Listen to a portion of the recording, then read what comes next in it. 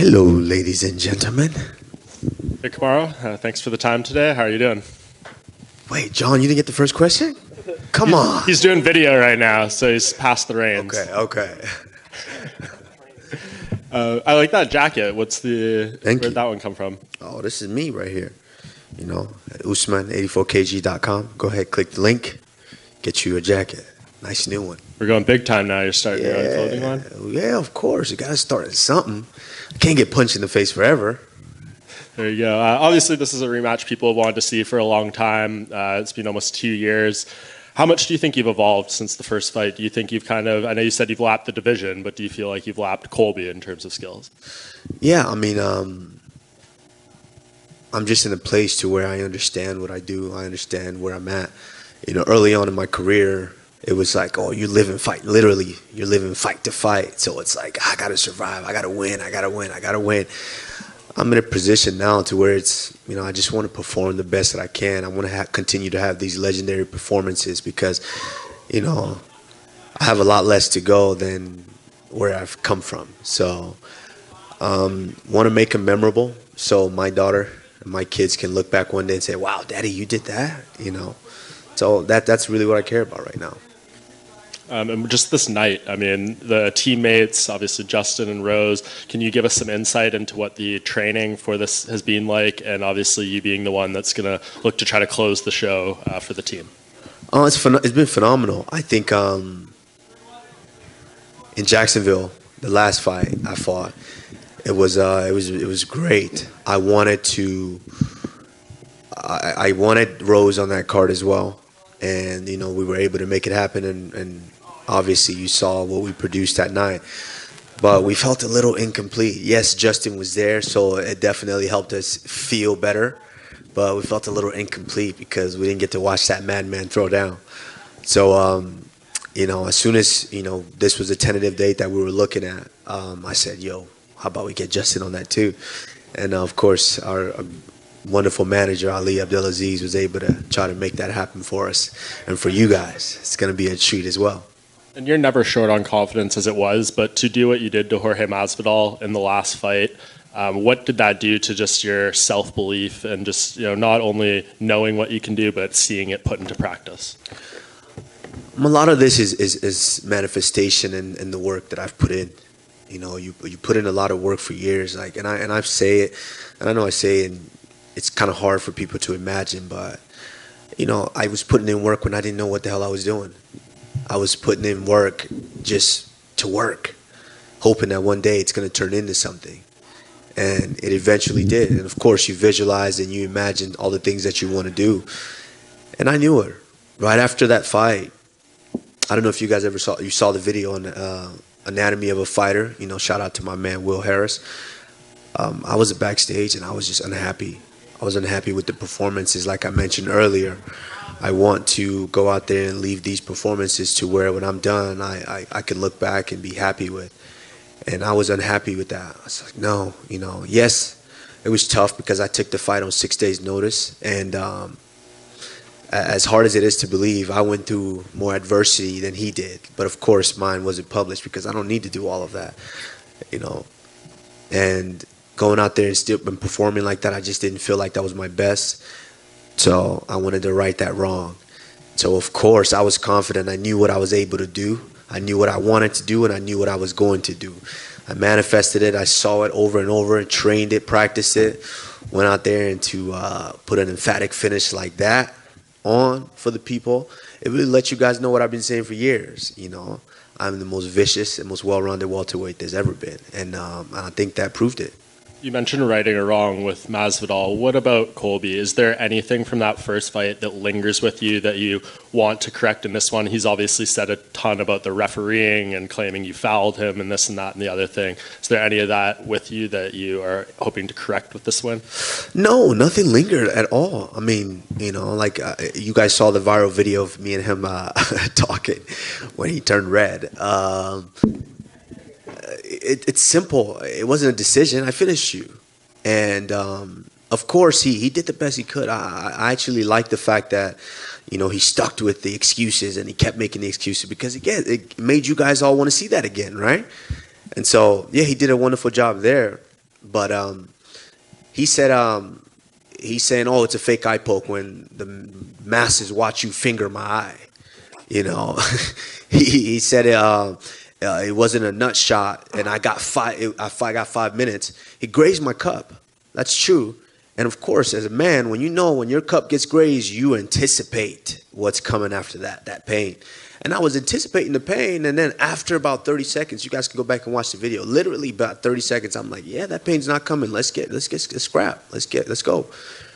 And we continued on. And you saw the shot where I broke his jaw. Clean off, clean shot. He was holding his eye. Did you guys see that? He was holding his eye. He was complaining to the ref that it was an eye poke. And even the commentator, DC, was like, and that was a straight right hand right on the button. And he said it was his eye. So who was actually claiming fouls here? You know, but at the end of the day, he's done a great job of getting the public to believe that. And, you know, I commend him for that. But for me, the wrong that I want to right is just kind of, in that fight, I fought with emotion. As much emotion as I was willing to display is what I fought with. And which is why I think I got hit quite a bit. But it was fun. I had fun. That lets you know that I got a little madman in me too. You know, I don't mind getting hit. But I would say I want to make it a little bit more flawless this time around. And two more quick ones. How much do you just look forward to putting this man behind you? I assume if you beat him again, there won't be much talk about a third fight, at least for quite a while. So is that something that you are keen to have happen, just no more Colbym Covington being brought up to you? I don't know. I don't know, because now I'm in the business of pay-per-view. So I don't know if I want him that far back, you know. Of course, I want to go out there and stop him. But, you know, I want him to quickly make his way back so I can stop him again for a little bit more money. And last thing, I'm sure you're going to be asked about Khamzat Chimaev plenty this week. I remember I interviewed you earlier this year, and I asked you about him before he had, you know, to take all this time off, and you said, all respect to the guy, you showed no ill will. The fact that he seems to be getting a very quick push where you had to do 9 fights before you got a title opportunity. What are your thoughts on him now? Is he someone that you see quickly coming on your radar? First and foremost, you know, he's done a tremendous job with the opposition that he's been presented with. You know, no shame in that. He's doing great. You know, I like it. I love all the hype that's being there. Like, let's all be honest. You know, life is not fair. You know, we learn that as kids. You know, life isn't fair. So I know, you know, some guys get a faster push, some guys don't. But it is what it is. You know, more power to him. You know, he's doing a phenomenal job with the position that he's being put in. So, you know, hats off to him. As far as me, you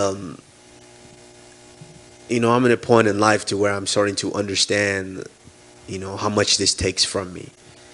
And, you know, I've been 9 weeks now away from my daughter, and, you know, FaceTime does help, but it doesn't do it justice, you know, as far as being there each and every day. So, you know, obviously I don't know how much longer I'm willing to do this, you know. They have to make sense for me now. So if he's able to get there, then, you know, we'll talk about it at that point. Come on, right here. First of all, is your knuckle okay? Yeah. No, it's okay. You know, when you wrestle and you scrap a lot, you might get a scratch here and there. And, you know, of course, you got to pull a little Band-Aid so you don't bleed all over everything. And before Israel rematched Marvin Vettori, he kind of pointed to your fight against Jorge, where you didn't have to take that fight. You still took it to answer the questions, and he viewed that as starting the second lap, which he's now doing. So is this the start of the second lap for you around this division against Colby? The start? Oof. I'm running. I'm sprinting past these dudes. I'm looking back and smiling at them now. You know, this is a fun one. I'm having fun with this now. That's the thing. I'm having fun with it now. Like I've said before, I've been classically trained in all of this, in this sport. You know, coming up and watching guys like Sugar Rashad Evans and going with him to these media tours and these big fights. You know, I was able to get an inside look at what this could be to where I was able to dream and manifest what I wanted to be. So being up here and having these opportunities now, I'm just, you know, I'm blessed, and, you know, it feels great. I'm having fun. And obviously, since your first fight with him, you've since joined Trevor Whitman. He's also changed camps, and he said he's added a whole lot of new wrinkles to his game. So are you expecting a completely new Colby Covington, or is it like what Tyson Fury's corner said when they fought Deontay Wilder, like a fighter's always just going to go back to what got them to the dance, no matter how much they try to add this deep into their career? Yeah, I mean, obviously you guys have saw what I've done because, you know, I've been fighting, you know, so you guys have seen that. For him, I can't necessarily say the same because knowing the kind of guy that he is, and like I said, we have mutual friends, so I get a good glimpse. I've gotten a good glimpse of who this guy is outside of the cage, and judging by that, you know, I think he's the same asshole, and yeah, just at a new team. So at the end of the day, when you get in there with a lion like me and I hit you in the mouth, you're going to resort to what you know best, and you're going to throw whatever those coaches are saying out the window because you don't really give a shit because you're really an asshole. So. And finally, Michael Chandler was in here earlier, and he jokingly called you a narc. And then he obviously he was joking. He said he still considers you a good friend. Justin Gaethje said that even if he asked you for advice, it wouldn't even matter because they're still getting into a fist fight. So as someone who knows both men very well, what can fans expect in that fight? I'm not asking you for a prediction, but just the fight in general. My prediction? No, I'm playing. Michael Chandler's a very, very good fighter, explosive fighter. You know, it's one of the reasons me and him kind of bonded while he came down to H Kickboxing a few years back is the fact that we like to work, we like to train smart, and we like to train hard and often. And so me and him gravitated towards one another. And so, yeah, I was able to get a good glimpse of who he is as a competitor. And, you know, excellent fighter, very good, hard-nosed fighter. It's so funny how similar these guys are. Justin's just a savage, really. The only word to describe him. This is a guy that kind of loves fighting. I'm being honest with you guys. I don't necessarily love fighting. I love to compete, but this guy just loves what he does. He eats, sleeps, and breathes this. So you guys can expect just the fireworks. And this is one of those fights to where if both of these men are standing after that third round, you could tell that they're just nuts, just madmen. They could definitely take a shot. Kamaru, we mentioned Hamzat here, and you said, you haven't got long left in this career. When people start bringing up names like him to you, is there a feeling of like, oh, a champion's work is never done? Like you get rid of one guy and there's already the next guy ahead of you? I mean, that's how it is. Like, come on. After I get done with the fight, what did you guys do last time?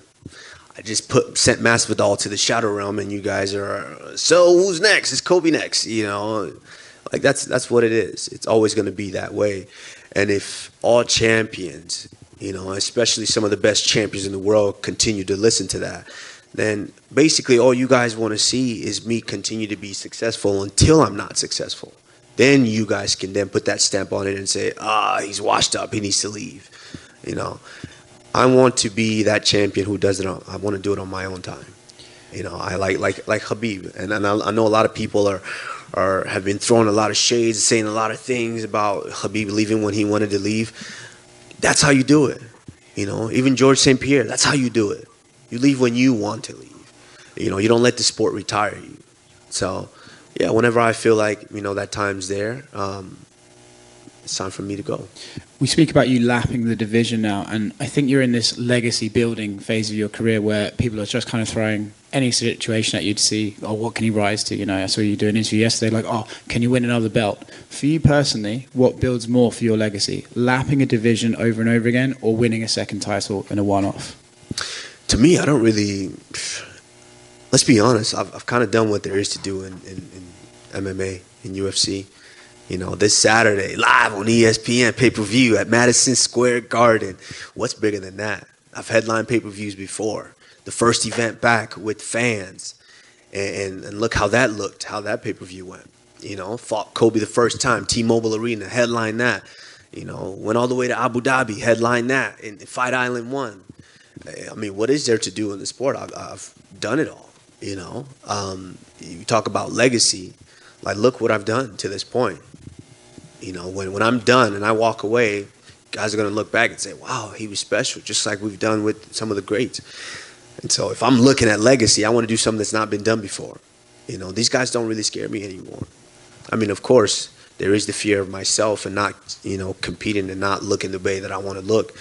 But what scares me is since when in history have we ever seen pound for pound in both combat sports at their prime go at it? We've never seen that.